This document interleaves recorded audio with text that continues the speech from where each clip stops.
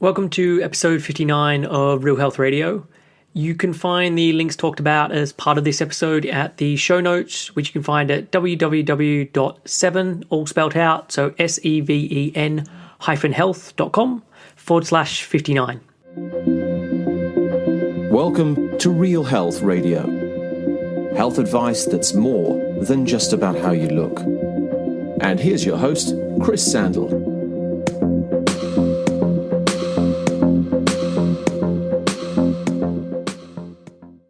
Hey everyone, and welcome back to another episode of Real Health Radio. I'm back interviewing a guest, and this week I'm joined by Dr. Brooke Kalanick, a licensed naturopathic doctor. Dr. Brooke attended Seattle, Washington's Bastyr University, where she earned a doctorate in naturopathic medicine and masters in acupuncture and Chinese herbal medicine.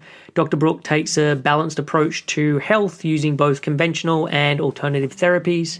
Metabolic nutrition, fat loss resistance, and fitness remain her area of focus. And in her Manhattan clinic, she primarily treats women with Hashimoto's, hypothyroidism, and PCOS, as well as other female hormone imbalances. And with these women, she works to reset their hormones, their head, and their habits so they can finally feel at home in their bodies. So I was recently put on to Dr. Brooke by Krista Scott Dixon. Krista had been an amazing guest on my show, and so I was asking her for some guest recommendations in the area of hormones, and Dr. Brooke was one of the names that she suggested and that came up. And coincidentally, Dr. Brooke had recently started a podcast at the time when I got this recommendation. So I started to listen to her show, and I really enjoyed the information that she was putting out.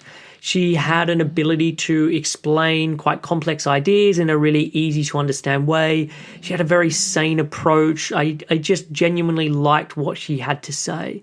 So I got in contact with her and we recorded today's show. And as part of it, we cover thyroid problems, chatting a lot about like problems with conventional testing and treatments. And we look at Hashimoto's. We talk about stress and how this can affect health. We speak about Girls Gone Strong, which is an amazing company that Dr. Brooke is on the advisory board of. And we also cover exercise and body insecurity and a lot more. So Krista was great in recommending her, and this is a really fantastic show. So without further ado, here is my conversation with Dr. Brooke. Hey, Dr. Brooke, welcome to the show. I'm delighted to have you as a guest today. Thank you, Chris. Happy to be here. So to start with, for those in my audience who don't know who you are, do you want to describe a bit about your story and how you got to where you are today, so working as a naturopathic doctor? Sure. So I actually started on the other side of medicine. As a, undergrad student, I was a bit on the fence about whether or not I wanted to become a physician or not. And I ended up applying to pharmacy school sort of as soon as I could, thinking I probably wouldn't get in because I just had barely done the minimum requirements, and I got in, and I decided, I guess that's a sign, I'll just go for it. Well, I found quickly that that was just not the path for me. And mostly because sort of struggling with some, what I know, now were pretty benign health issues that plague a lot of young women that were stressed out. So my cycle was getting kind of weird. I was tired all the time. I had a lot of headaches, and just kind of going through some weird stuff that I was finding a lot of success seeing my naturopathic doctor at the time. So when I was wrapping up pharmacy school, I decided that I'd been helped so much by this sort of version of medicine that I decided to sort of abort mission and go to the dark side is what it felt like leaving pharmacy school, and that path. It felt very funny to go into just full into the natural health sciences. But I went to Bastyr University in Seattle, which is one of the 6, maybe 7 in the United States accredited 4-year naturopathic medical programs with residencies, board exams, all of that. We graduate as licensed primary care providers with varying degrees of scope depending on the state. And, that varies a little bit in the UK and Canada. So our scope can vary a little bit. But that's sort of how I got into naturopathic medicine, and I had every intention of just becoming a general practitioner, most likely focusing somehow on women's health. Okay. But what sort of happened was I ended up, I have always had a passion for exercise. It was just something that I did in my life, and I just felt like it was such an important piece of what natural medicine is good at, which is lifestyle medicine, helping people eat better and helping people exercise better. And it definitely was not something we got a ton of training in, and probably more than most medical doctors. So I sort of found my way into working more with personal trainers and kind of expanding my own knowledge base when it came to fitness. And then, sort of long story short, I ended up not doing anything closely related to primary care and ended up solely focusing on women's health issues, particularly menopause, PCOS, female hormone issues, and probably most specifically is Hashimoto's and hypothyroidism. Okay. And just, you mentioned before about you yourself going and seeing a naturopathic doctor. For someone who's then studying medicine, did that seem foreign? Like, what was your, like, when you were growing up, what was your relationship with food like? What was your family's thought around, like, alternative medicine in inverted commas, like all of that kind of thing? It's funny. I didn't realize it at the time, but we did a lot of natural medicine in my house as a kid, so it didn't seem super weird to me. And the reason I found my naturopathic doctor was because she was my mom's naturopathic doctor. So we did do a bit of a blend of medicine in my family. So I certainly had my share of antibiotics, and I was fully vaccinated. So we weren't totally on one side or the other, which is, I guess, sort of funny that you asked me that, because I feel like my practice is very much a good blend of kind of our best of conventional medicine and our best of, like, studied evidence-based natural medicine and functional medicine. So yeah, it wasn't super weird for me in terms of my own personal philosophy, but it was funny being in pharmacy school. I remember in a toxicology class, we had to do a presentation on an FDA-regulated product and then some presentation on a vitamin or herb or a mineral. And I think the point of the whole class was essentially to show us that there's natural stuff out there. We don't know if it's all bad, but we definitely know that it hasn't all been studied. And I remember thinking it's so, and well, the end of that presentation as well, we had to say, because especially as a pharmacist, right, there's those products in your business, right? So you might be dispensing regulated products, but there's a bottle of saw palmetto or a bottle of zinc or something like that, vitamin C, sitting on the shelf, and patients were going to ask you about it. So the gist of it was like, what would you do? Would you recommend this to someone? And I was the only one in my whole class that said I would recommend it. And my product was folic acid. It wasn't even something crazy. And I was like, yeah, I would suggest someone take, the RDA recommended dose of this. And I remember thinking, I feel like a little bit of out of place, I think, in my philosophy, because I really saw that there is evidence for these things, and we don't study them as much. There's not as much money in them, but there is a lot of good things to learn, and I do think that it, had a lot to do with kind of my growing up and my own personal experience with being helped with it. It wasn't something I felt like should go to waste. Yeah, and I think from what you described there, I want someone to have that healthy balance between conventional medicine and alternative medicine, again in inverted commas, because they both have their place. And I always get really worried when people go down the alternative path and just talk about big pharma and get into this whole rant, and you're like, no, that stuff is really important. And so, yeah, I think the way you describe it there, having that balance is appropriate. Well, and I think, unfortunately, most people feel like they have to pick. I have patients that we're working on something and we're not gaining the ground that I think we need to. And so we start discussing, maybe a prescription or some other options that they were sort of wanting to try the alternative or, I guess, natural way first. Excuse me. And I just, they feel like, okay, well, if I do that, then I can't ever talk to you again. And it's like, absolutely not. I can help you help that medication work better. And we have things to make that medication a little bit safer. And there's some things that might be depleted by that medication. And we can make sure that we shore those things up for you. So I think in fitness in particular, there seems to be a great divide. I see a lot of, whether it's alternative practitioners, holistically minded people, or even personal trainers, I feel like it's so common right now to really feel like you have to draw a line in the sand and pick a side. And I think both sides have a lot to offer. And there's some areas where natural medicine's got a better answer, and there's some areas where they definitely don't. Yeah. So, look, one of the things you mentioned earlier on was having some issues yourself in terms of your own stuff, and you mentioned about hormones, and that was part of the reason why I wanted to get you on the show, because I know you specialize in hormones, particularly to do with the thyroid and also to do with reproductive hormones, and I want to chat with you about both of those. So starting with the thyroid, I think it's one of those things that most people have probably heard about or might have a vague idea about, or have heard it linked into metabolism.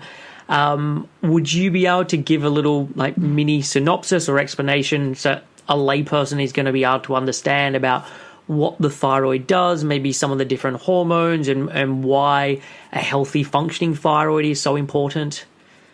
Yeah, and this is unfortunately just a rampant problem because of the way that we test for it. So there's a lot of women out there, and men too. I mostly treat women, but there's a lot of women out there because of the way we test that aren't getting very good information about where they actually stand. So the way I explain it to my patients is, every single cell in your body has a receptor for a thyroid hormone. So right there, you can see this is just super important. And it's not just about losing weight. When we think of the symptoms of hypothyroidism, well, and that's what we think, right? Yeah. It's like, my thyroid must be off because I can't lose weight. And excuse me. And I think that that's an important piece of it. And it's certainly a potential variable for a woman who's struggling in that area.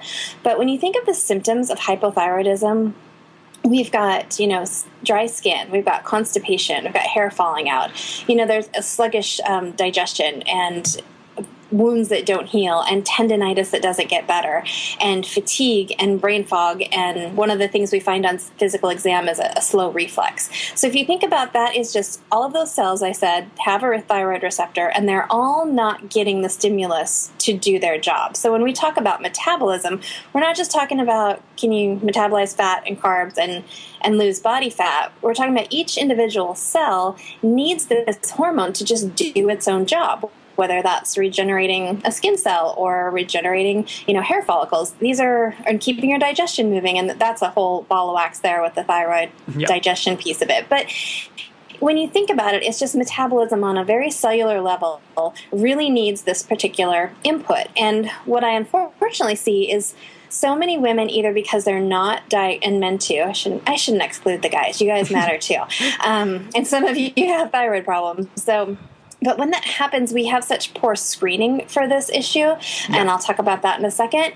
But when that happens, either because of that or because a woman has been told she's borderline but is very resistant to starting a medication and has decided, just kind of wait it out and see what happens, I feel like I look at it like a woman's sort of been through a war, and like, where have the battles been? What has all been damaged when there's been years that have gone by where various cells in their body are, depleted and starved of thyroid hormone, and some of it is really tricky for us to undo even when we get levels sorted out. So the thyroid's this little, gland that sits above and between your collarbones. It's shaped kind of like a butterfly. If you feel your neck, you can probably feel it just above that little notch in your sternum and your collarbones, and it feels like a little bit rubbery compared to the skin on the rest of your neck. Some of you may notice it feels slightly enlarged. That's not uncommon because, many, many women have an inflammatory process going on as the cause of the hypothyroidism, which is called Hashimoto's, and I could talk about that at length as well. But, so that's where it is, and it's tiny, but it has a very, very big job, and it profoundly affects and is affected by cortisol and insulin and estrogen and progesterone and all of those other hormones. And part of what gets so tricky about it is just like many other hormones, the little thyroid gland is just doing its job. It's receiving input from the brain, from the pituitary. That's the signal called TSH, which is thyroid stimulating hormone. And often that's the only test that's done. And typically as that starts to get elevated, it'll raise the flag of the doctor that you might be getting hypothyroid. Well, there's a number of reasons why that TSH may not be elevated enough to catch someone's attention. It doesn't always get run. There's sometimes problems with the pituitary for a variety of reasons where you don't get as big of a signal as you should. And then everybody disagrees about what the top end is, Yeah. So in functional medicine, we cut it off at like 3.5, and there's practitioners that don't cut it off till 5.5. So there's a lot of disagreement there, and that's just the first step.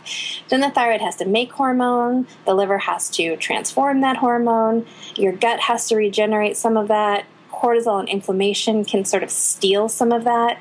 And so there's a host of things that can happen just to even get the thyroid hormone produced. And then we have to have good levels of free hormones, and that's affected by how many proteins are binding this hormone up. So you can see just in that little tertiary explanation that's so many things can go wrong in that cascade. So there's a lot of issues that just don't get caught on our standard test because we're not looking at this expanded profile, and we're not thinking of the way these other hormone issues in this person might be affecting that. And we just sort of, in conventional medicine, sort of stick with that, a bit of an old school version of, if the signal's high, we'll treat it. If it's not, I don't know what to say. You're not feeling well. You're tired. Everybody gains weight when they get over 40, and we'll see you in 6 months or next year. Yeah. I don't know what the convention's like in the US, but I know for over in the UK that it's pretty much just check TSH, possibly check T4, and that's pretty much it. And even when things aren't looking great on the thyroid panel, they're still the only ones that they really check. Like, it is very rare to do T3 or to do like any of the other numbers. Right. And part of the reason, part of the problem here is there's no real other treatment, right? So they've got is the Synthroid or the Cytomel. So we've got medications that are T4. We've got medications that are T3. So at best, a woman could get, or a person could get their T3 checked, and they may add, in addition to their T4 medication, a T3 medication, but even that is not done that often. I think it's getting better here in the U.S., I think partly because people go in and demand these tests. You can get blood tests on your own. And I have a lot of patients in the UK, and getting blood work for you guys is a little trickier. Same thing in Canada, but in the US, you can pretty much get your own blood drawn. You still have to have someone help you interpret it, but there are ways to get the information. Oh, in the UK, I do that with clients all the time. Do you? Okay. And so, yeah, it's pretty easy. I'm going to have to ask you how you get that done. We can do that afterwards. But I think part of that is also, and this can tie into, and you can talk a little bit about Hashimoto's, is because with something like Hashimoto's, there is then the autoimmune link, and there's not a lot that conventional medicine is then able to do with that. So it's often sort of just skirted around. So do you want to explain a little bit about Hashimoto's? Because I know it's something that you deal with a lot. It is. Sure. Yeah. And it's, so many women are hypothyroid, and they don't even know that that's why. That the test has never been done, or it was done and it wasn't really discussed, because again, it doesn't really change the treatment. So we've got this other issue that goes on with the thyroid when Hashimoto's is the reason. So we could potentially have, a low thyroid situation, and we're treating that with the medications. So we've got that solved potentially. We just talked about some of the issues it may not solve, but there's this whole other thing going on in the background. And from a conventional point of view, there really isn't anything to do about that, because the end result typically of Hashimoto's is that there's this immune attack on the gland, and eventually it destroys enough tissue that you're not really producing enough thyroid hormone, that your body's not asking for more. So the treatment at that point, again, back to the hormone replacement and the medication. So they've got that covered, but there's this whole other piece that doesn't get addressed, partly because it doesn't really change the standard of care. Now, in my opinion, and in my work that I do, as far as the practicing the way that I do, there's a couple reasons why we need to know if that is in fact what's going on. One, there's a thyroid problem, but two, there's an immune system problem. So we've got this immune system that's become dysregulated. There's typically, there's a genetic component that some factor, and there's many that happen over the course of our lives, trips this. And it is a little bit different in every person. For some people, it moves really fast. They start feeling badly and quickly, they're hypothyroid. I have women that have positive Hashimoto's antibodies for 10 years and still are not on medication. It's moving very, very slowly in them. And again, it depends on a lot of things. But there are a lot of things we can do once we know that that is what's going on to normalize the immune system, get it to be a little bit less reactive. And that does a couple of things. One, we know that if you've got Hashimoto's, we know that the immune system has flagged your thyroid as a problem, but we don't know if it's flagged anything else. So typically a woman, and I don't know the stats for men, autoimmune disease is much more common in women than men, partly because of our hormone and immune systems innately due to the way that we are able to become pregnant and regulate our immune system with our hormones a little bit differently. That's at least one reason. Yeah. But these are so much more common in women. So something can trigger this. And then we have potentially for women, they usually get, if they get one autoimmune disease, they likely are to get 3. So I like to be really proactive.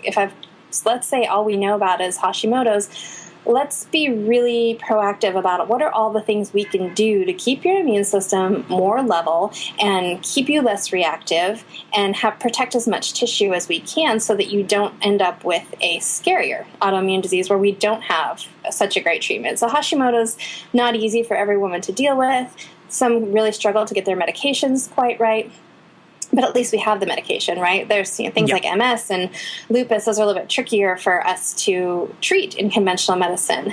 So there's all of that. And also some of the symptoms of Hashimoto's look just like the symptoms of low thyroid. So you can have brain fog and fatigue and difficulty with exercise recovery and aches and pains and all of these things that look like hypothyroidism. You go in and you get your blood work done. They say your levels look fine.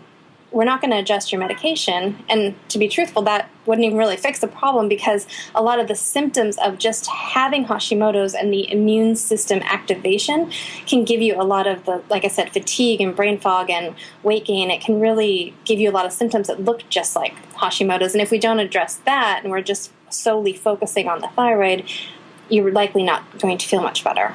Yeah. And it is really rare that I see someone who has been diagnosed conventionally with a thyroid issue where they've even been tested for the antibodies that looks at Hashimoto's, which is really, very disappointing because it then they go on the medication. It matters, it does a little, but it doesn't do a huge amount. And they're just told, well, your numbers are now coming back into the right range. You'll start to feel better at some point. Yeah, and so like I said, some women have been tested and they've never even been told the results because, again, it didn't really matter. And a lot of women have been, and again, I keep saying women, sorry, guys. But a lot of people have been, taking a thyroid medication for 20 years and they never knew that that's what it was. And we run the antibodies and we see them. And a real red flag to you if you are taking thyroid medication and you don't, you're not sure what the cause is, if they have to increase your dose, a couple times a year or even especially a lot right in the beginning. In the beginning, the initial stage can sometimes just be a normal, figuring out what your dose is. But if you notice that over the course of the year, you had to increase it 3 times, that's a really big red flag that it is Hashimoto's. Or if you look like you have, normal numbers on a lab test, but you still feel very hypothyroid. Okay. And so what is the suggestion that you give for people around this stuff? I mean, do you recommend people do their own testing if they think they have these symptoms? Are you always recommending that someone go and work with a practitioner? Well, I think it's one of those things that, information is, in this case, is only as good as whoever's interpreting it, right? Yeah. So you could read that your antibodies were above the range, but what are you going to do about it? So I think that it's always a good idea to, I know we think a lot of times now we have so much information on the internet and all of us are putting out all these products where it's like, this is the do-it-yourself 4-week course of fixing your hormones. And there are some people that's enough, like things are not totally deranged and they just needed to be pointed in the right direction. But let's take a woman with Hashimoto's who's, they find out they have positive antibodies. Most likely, if I look at a whole full panel on them, they've got a B12 issue, potentially an iron issue. They've got inflammation. They've probably got a gut problem. They're not totally sure what foods they should be eating. Yeah. And, there are probably some, and I talk about this on my blog and on my podcast, some things you can do to normalize the immune system. But if there's anything a woman with Hashimoto's knows, it's that she's like a little snowflake. There's just so many nuances to kind of sorting that out that a general protocol doesn't always take you all the way, or it sometimes makes you feel worse because there's some other issues going on that are, unique to you. So the first step, of course, get the information. And if you feel like it's something that you need help sorting out, especially if it's just the thyroid testing, you're going to need some help to tweak your dose probably from your practitioner. But knowing if you have Hashimoto's, if your doctor won't order the test, then get online and get it yourself so that you can at least start educating yourself about what other options there are. But I have a lot of patients who've tried to, do it on their own, either through my work or other people's work. And they can definitely get, it's just like reading a book, right? There's some great Hashimoto's books out there right now, and you can get going on that protocol. And then sometimes you need somebody to help you, just fine tune it a little bit for yourself. Yeah, I think it depends on the type of person. There are people who are very good at just like reading and absorbing that and really getting involved in it, and they can do those things on their own. But most people, for this type of thing, they do need that helping hand. Yeah, it's complicated, right? And I'd like to remind, especially women, because we have much more hormonal fluctuations. Like, I don't have a woman in my practice that has one hormone issue. And no one comes to me and she's just got low progesterone. She's got crazy adrenals, and she's got a low thyroid, and she might have inflammation or autoimmune disease. So especially for women, I think it is a big web to sort of unravel. And so, I mean, you just mentioned progesterone there, so reproductive hormones. What are the most common things you're seeing in terms of the reproductive hormones and the issues that women are having in that place? And I'm happy to continue talking about women because it's the people that you deal with most. Men, I treat them too, but it's a little bit more simple, and partly because their hormones are just much more stable than women's are. So I personally work with a lot of women going through menopause, whether that is at an appropriate age or they're going through it early for some reason, whether that's stress-based or autoimmune-based or diet and exercise induced, again, coming back to stress with that. So I deal with a lot of that. I personally have PCOS, and I have a lot of women that have PCOS as well. So those are some sort of unique hormone issues that I treat. And I do work with a fair number of women, PCOS or not, that are having trouble getting pregnant. Okay. And, I mean, do you feel like these issues are getting worse for people and these are becoming more commonplace? And if so, is there a cause? Oh, gosh, that's a big question. I do. Part of it probably is because we have our access to more information. So whereas 50 years ago, if your period stopped, they would give you some Premarin and send you on your way, and women now are looking into other causes and they're educating themselves because we have the World Wide Web and we have lots of people that are putting out information and helping you see that there may be other options, or just even understanding that sometimes a cycle goes away and we can get it back depending on if we can find the cause, whether that was your thyroid or an autoimmune attack or just some sort of stress induced mechanism, which can happen in any number of facets. So I think it's definitely more common now than it was before, in part because women are catching it more and getting access to more information and more care, but also autoimmunity is hugely more rampant right now, and I think that is in part because we have a lot more things in our environment that our immune system has to deal with. We've changed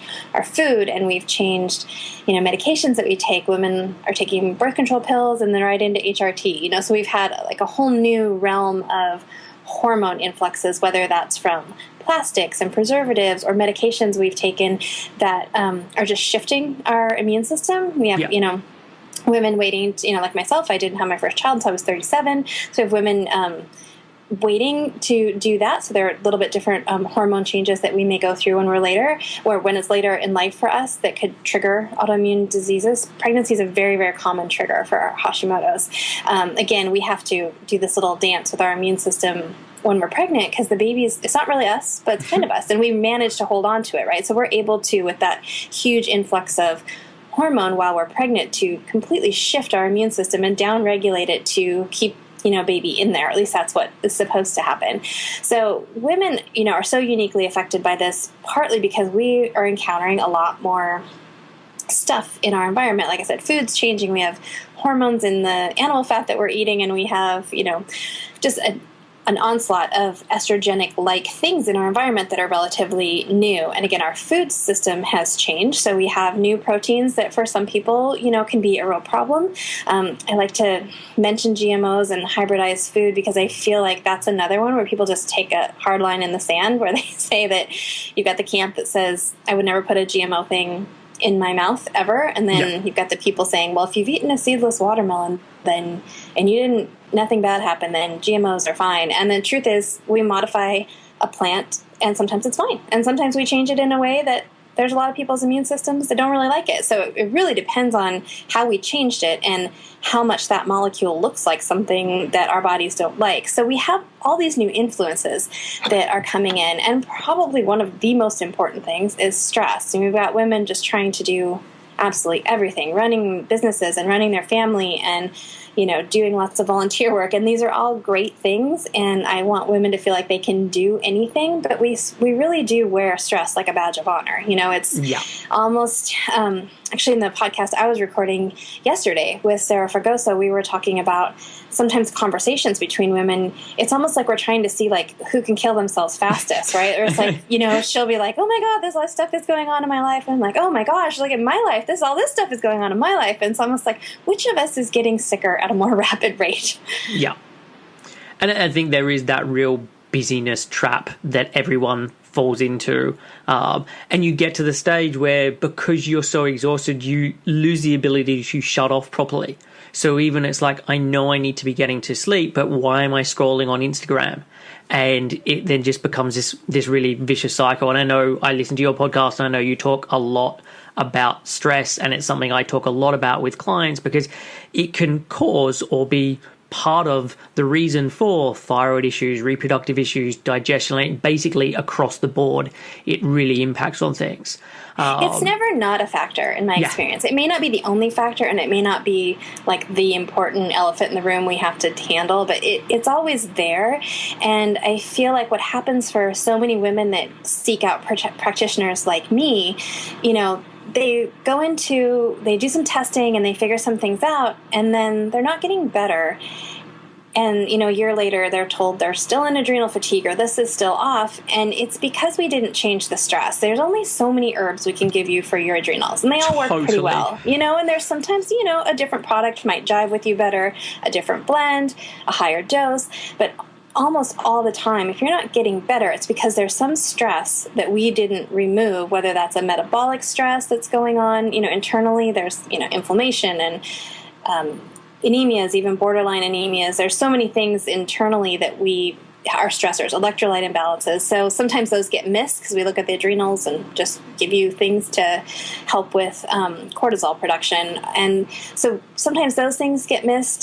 Sometimes we really have to ask somebody, like, seriously, how well are you sleeping? And are you getting rested? And do you take enough downtime? And are you trying, it's stressful to be overweight and out of shape, but it's stressful to over-exercise too. And even if you're doing these quote-unquote healthy things, are you doing it without a system that can tolerate it? So did you guys kind of work through some of those fundamental imbalances, like with autoimmunity? There's some really vital support you have to have on board if you're going to exercise, because you do not tolerate oxidative stress very well. So there's a lot of sometimes pieces of the puzzle that get missed. So, my advice to anybody who's, been working on their, fatigue, especially issues for a year, you got to go back and figure out what stresses haven't been unraveled. And maybe it is metabolic and something you need to work with a practitioner on. But a lot of us, myself included, are not always really good about being honest with just how stressed out we are. Yeah. And I spend so much of my time with clients doing non-nutrition stuff, like talking about their life and how things are structured and their day and all of that, because it makes so much of a difference. And I think supplements have their place, but people put way too much faith in them as they're going to be the thing that solves everything. And you're like, it's just not going to work. You are doing too much for where your body is at the moment. And there is no amount of you taking supplements that is going to resolve this without you taking some time off, getting more rest, having more play, like all of these things that, and I think people on some level, a lot of the time they know it, but it's I don't want to. Like I want the easier way of doing with this because they feel like they don't have the ability or they can't do these other things. And it's just, unfortunately, it gets to the point for a lot of people, it only changes when breaking point happens. I know. We talked about this recently on an episode that's sort of how we do it, right? We feel like there has to be a crisis, something really bad. Someone has to get a bad diagnosis or something terrible happens in your life or in your family for us to see the bigger picture and somehow finally be able to make changes in our mindset and changes in the way we approach our life and changes in the way we, prioritize self-care. And it doesn't have to be that way. It can simply be a decision that you make that you are worthy of feeling better and worthy of taking care of yourself and letting some of that stuff go. I think we talk about the idea of balance a lot, Sarah and I do, that we kind of hate that concept that people are always trying to have a balanced life. They're trying to do really well in the gym and do really well at work and be a really good mom and be a really good friend. And your life is going to ebb and flow. There is times when things are going to take, a different priority, and we have to be okay with setting a couple really key priorities. Like to me right now, there's a lot of things that haven't happened lately. If you check my Instagram feed, it hasn't been updated in 2 weeks because I'm having a lot go on with my kids right now. And so that's priority one. Priority two is my patients that are coming to me and trusting me with their care, with their health. So that's my second priority. And everything else that I love to do for free on all my social media channels, I had to put that second. My house is also a total mess because, the priorities are just shifted. And I think sometimes when we feel like we have to have really good balance, we try to, do everything. And Sarah Fergoso, my podcast partner, has this analogy that when it feels like you're carrying a very, very heavy load on a tightrope, and you need to stay balanced. And sometimes we just have to choose what's the thing I'm going to let fall off the load, at least for today or at least for this week. And maybe it won't be the priority next month. Next month, I'll probably be training more and I'll probably be getting more sleep and there'll probably be some shifts in the things that I'm doing. And that's okay. We have to give ourselves the grace and permission to do whatever it is that is the most important and let ourselves off the hook with the stuff that's not. There's a great article by James Clear, and I'll link to it in the show notes, where he talks about the 4 burner theories. And I can't remember. That. I can't remember exactly what the 4 burners are, but I think one is like relationships or family, one's work, one's health, and one's something else. And basically, he just talks about the fact that you can't have all of those 4 burning brightly at the one time. So the idea that you can do everything, you just can't do everything at the one time. And so there'll be times where you can put more into your work or you can put more into your health, but some of your relationships will take more of a back seat, or other areas will. And I think that's a really important thing to realize. And I mean, you've been talking about, you've got some stuff going on. I've got some stuff going on in my own life, and I've had to realize like there are things that I'm just not able to do, and my clients are my priority, and there's some other things that are a priority, and then everything else just falls by the wayside. And that's just the way it's got to be right now. Yeah, and I love that 4 burner analogy because I really, that's how we burn the house down, right? Is when you've got everybody simmering on full boil, or not full boil, but you don't turn anyone down to a simmer. You don't let anybody just take the heat off. And I think women especially, we feel guilty when we do that, when we step away from something that we feel like should be the priority. But it is very much an ebb and flow, and I feel like you sometimes have to take it. I learned this having like young kids, sometimes just take it day by day. Like today, I didn't get a shower, and today the best I could do was like not eat cookies, so that's, and I'm not saying this is me today, but my gosh, having a newborn, that was sometimes a really good day. And it was great when I was also caught up with work, and I also got in a workout.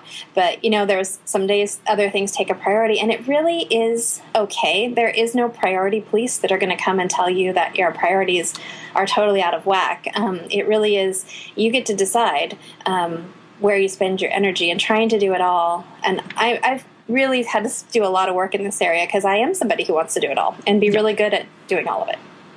And I also think it's really helpful to talk about this stuff. And I try and be as real with people in my blog posts and when I'm on the podcast, because there is, in my opinion, way too much posturing, way too much people curating a life on Instagram of like, this is how I live and this is how I exercise and this is how I eat.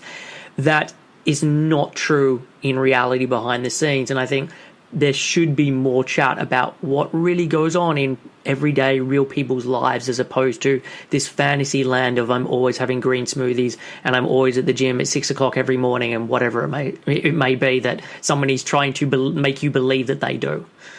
Yeah, and I'm a big fan of going through your social media, and if there's anybody that when you see something they're doing that you feel like a failure, check in with yourself. Like, is that just your stuff that you need to face up to, or is there something about that isn't really jiving with your priorities right now? Unfollow that and don't put it in your space. You could always decide to follow them again if you're in a different space. It doesn't mean you don't care about them or they're bad or they're wrong. Just, I really think that social media is just a playground for comparison. And of course we're all putting up our best stuff. Like I'm very transparent. Anyone that knows me, there's stuff about me talking about my thighs on my blog, and there's talking about, all the stuff that went on when I was, with a mom of new babies and everything that, all the, lack of, like I said, lack of showers, lack of pedicures, lack of keeping up, constantly feeling like you're a failure. So I'm very transparent about that. But, it's human to put up our best stuff, and it's something we're proud of, and we want to share that. But it's not, of course, we know it's not reality, but we still look at it and it still kind of brings up all that stuff for us. So social media is amazing. I mean, you probably wouldn't have any idea who I was if there wasn't such thing as social media, and we wouldn't be talking. But I think that it's a huge source of stress, especially, I'm sure men go through this too, but all the women I talk to have a very adrenaline-based response when they sign on to Facebook. Yeah, and I've talked about this before, but we're then very lucky that we can curate a Facebook or an Instagram feed of stuff that is really positive and really supportive, where you could never have done that before. Like, there would be things that you would just never see within the media because it wasn't covered, whereas now you can do that and you have the ability to do that. And I think people need to be more conscious about A, how that affects them, and B, that they are in control of those two things, because if people get that right, it can be so supportive. Right. It's like anything, right? I think we can use it for good or evil. Yeah. And if we're looking at things that bring up our make it harder for us, that may not be the best thing for you, at least right now. I noticed I don't have, because I'm in the fitness and medicine world, I have a lot of that. And my husband's a comedian, and I look at his Instagram feed, and it's just all fun. I mean, it's just funny after funny after funny. And then he follows a couple of skateboarders, and so that's it. And then there's mine, which is constantly like, oh, that's bad information, or I hope one of my patients doesn't read that, or this is making me feel insecure, or oh my gosh, I should be working on that, and I haven't done anything like that on my blog, and it's bringing up all that stuff. And so sometimes it really is true. There's lots of good stuff out there, and I think we just have, like anything, right, have a little bit more of a good mix in our social media feed. Follow more comedians. Basically, you need to hire your husband out to curate people's feeds. Yes. He is, what is he? Comedian Joe Larson on Instagram.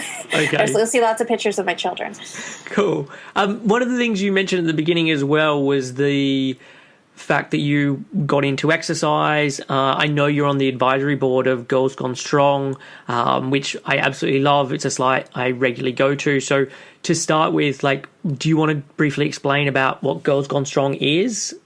Sure. I could talk about Girls Gone Strong all day. So it's shocking to me that Girls Gone Strong has only been around for 5 years, because they have done so much. It really is kind of amazing. We talked about that recently. We had an event in Kansas City, Missouri.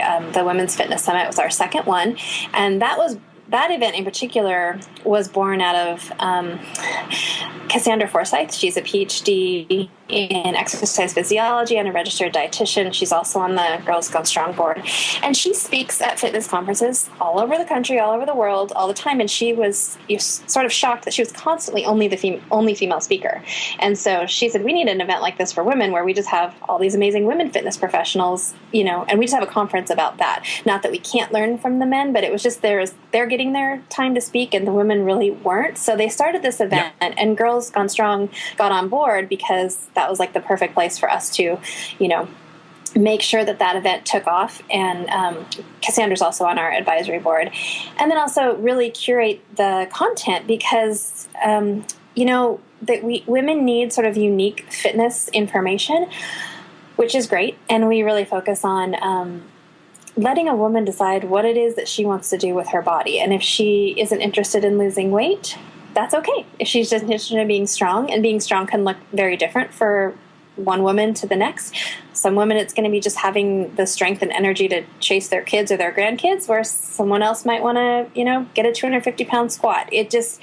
We're very careful to leave room and space for every woman to decide what it is she wants to do with and for her body, and that's nobody else's business but hers. Should weight loss or fat loss or any sort of body change come into that, we really want to nurture the idea that this has to be done in a smart and sane way. No crash diets allowed, because so many of us have sacrificed our health to try to have our body look a certain way because we felt like we weren't good enough. And that is really the voice that Girls Gone Strong has right now. I mean, it very much started out as providing good content for women in strength training, and it has really evolved into what Molly Galbraith, she was one of the founders and is now the owner and our fearless leader of Girls Gone Strong, and just all-around wonderful person. Her message right now is that Girls Gone Strong is fighting back against the multi-billion-dollar weight loss industry that really just preys on women's insecurities. Take our pill, use our gadget, do our 30-day plan so that you can be happy and you can feel better about yourself. And of course, those things sell because that's unfortunately how most of us feel. And I know there's exceptions to the rule, but the Women's Fitness Summit was a great example of sitting in a room of 200 plus women, and somehow in one way or another, we have, ex-Olympians there. We have, women with bodies that are just amazing. We have, women that are, working on particular goals. There's all shapes and sizes of bodies, all different portrayals of a female body and different versions of strength and fitness. And everywhere, somehow in everyone's story, was this feeling of unworthiness, and how that drove us to do a lot of crazy crap to diet or exercise our way into thinking we were going to be happy. So Girls Gone Strong, I think the short answer is that we like to say we're a force to be reckoned with. We're trying to put out really good information in a way that women feel very empowered and very okay with deciding what it is they want for their own body. And I work a lot with disordered eating, and it's one of the areas I specialize a lot in. And what you just said there, in terms of being in a room, 200 women, all different shapes and sizes, all going through insecurities at different points in their life, is something I'm reminding so many of my clients about, regardless of what their shape and size is, because the narrative is always, when I get thinner, when I change the aesthetic, then it will be different. And I'm like, no, it doesn't matter who you are or what your body looks like. If the internal dialogue is still the same, it doesn't matter what body you're sitting in. And it's getting people to really understand that what goes on inside your head is the thing that is going to dictate how happy you feel within your body, more than how it looks. Yeah, I mean, wherever you go, there you are, right? I mean, I was, I think, more miserable the leanest I was, because everything else in my life was falling apart because of what I had to do to maintain that. And if any of you guys know my story, I was co-authoring a book about 6 years ago, and hands down in best shape I've ever been in. And I did not look like a fitness model, but for me, I was really, really doing some crazy stuff. So I shouldn't say the best shape I've been. I should just say that was the skinniest I've ever been. Yeah. That's the smallest size of pants I've worn as an adult over probably 25. And so on one hand, things are sort of falling apart. My health is terrible. I'm not sleeping. I'm just terrified to eat anything. I'm overtraining. I'm injured. I'm, puffy and inflamed. Yet in my clothes is probably, like I said, the best I've ever looked. And I had a reviewer on Amazon who didn't like our book, which, I could probably go through that with her relatively easily. Say, well, your disagreements about the way this hormone works or why I recommended the supplement. I could talk to her about that all day and feel very confident in my information.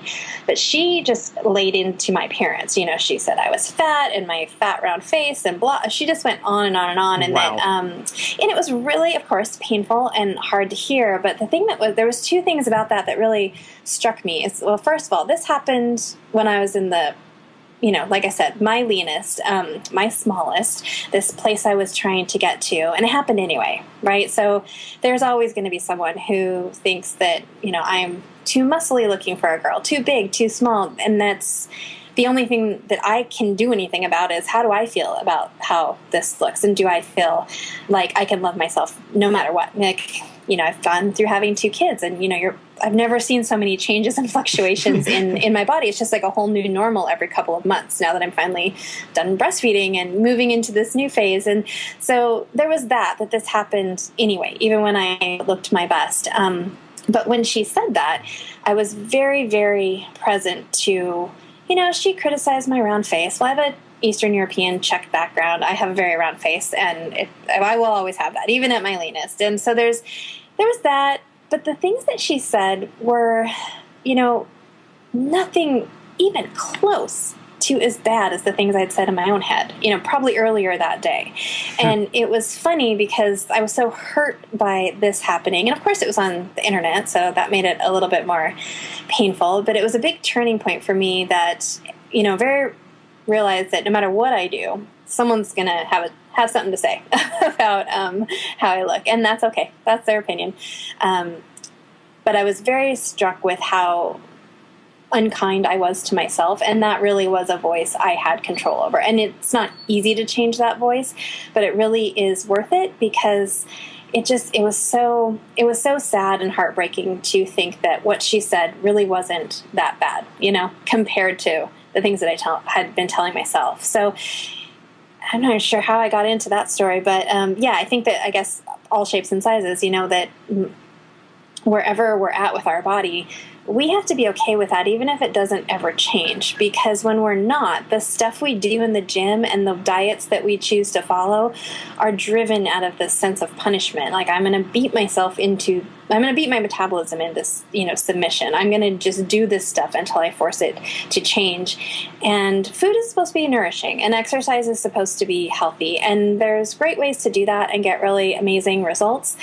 But what we typically do, and I feel like this happens whether you're trying to lose weight or you're trying to, just fight the good fight when it comes to your hormones, is I feel like the approach women typically take is the fight. And we're just constantly fighting ourselves. I see things like, I'm a PCOS warrior and I'm going to fight this hormone problem and I'm going to beat it. And I think that's just more of the same problem. That's more of you not being on your own side. And your hormones are constantly trying to save your butt, like all day long. They're trying to keep your blood sugar up, and they're trying to keep your brain going so you can have a conversation with your boss, and they're trying to keep your energy up so you can go pick up your kids, and they're trying to somehow muster it to burn some fat at the gym. So they really are on your side. We are typically not on their side because we're pushing them in a way that is unhealthy. So my kind of thing and motto in my practice is be your best friend. Like, if you can't really relate to yourself that way yet, think about how your best friend treats you. Your best friend, I use this analogy all the time. If my best friend said, hey, I'm really struggling, and maybe she has a couple of symptoms. I'm tired and my skin's breaking out, and my period's late and I can't fall asleep at night. I wouldn't say to her, okay, I'll talk to you in 6 months, when I have time. I would say, oh my gosh, you're not doing very well. Let's see what we can do. But with ourselves, we start getting these hormone messages. Symptoms are happening, our cycle's changing, our sleep's falling apart, our appetite, our cravings, our energy, all these things get out of whack. And we think, well, I'm just totally going to ignore that. Like, I don't even care about this person, and I'll get to it later. Well, what happens in 6 months? It's worse. And then you really don't have time, right? Because now you're probably going to have to go find a practitioner that's going to help you, or a new personal trainer or something. And, we just put it off and put it off. And it doesn't go away. It doesn't sort of naturally resolve itself. The stress really has to change. And I guess, long story short, when we're fighting ourselves and the approach is just that we're constantly going to just keep fighting, it will always be this battle that you can't win, because you're on both sides. You're on both teams basically in that battle, and your body will win in that case. Yeah, and look, you can't hate yourself into loving yourself, which is basically the approach most people try and take. And so what does exercise look like for you these days? Are you did you used to do lots of cardio and you're now doing more weights because that's more of the approach that Girls Gone Strong are talking about, or what does it look like for you? So for me, in college, I was definitely more of a cardio person. I just loved lifting weights right from the get-go. So when I learned to lift weights, probably around age 20, I've always just loved it. And not so much for what I thought it was going to do for my body. I just really enjoyed it. Yeah. So luckily for me, that's probably really saved me in many ways that I've always been in the weight room, because believe me, I've done a lot of other stuff. But what happened for me is I started doing a lot of metabolic training. So even though I was in the weight room, I was doing a lot of metabolic conditioning. Yeah. And getting really inflamed and achy and overtrained, especially when I was, So, and then maybe I'll throw a spin class on top of that. So as far as cardio goes, that was probably my default, because I was adrenally burnt out and I really needed that adrenaline high from that hour-long stress session. So overtraining for me didn't look so much like lots of running, but I would do some high-intensity, probably too much high-intensity cardio, and then too much metabolic training.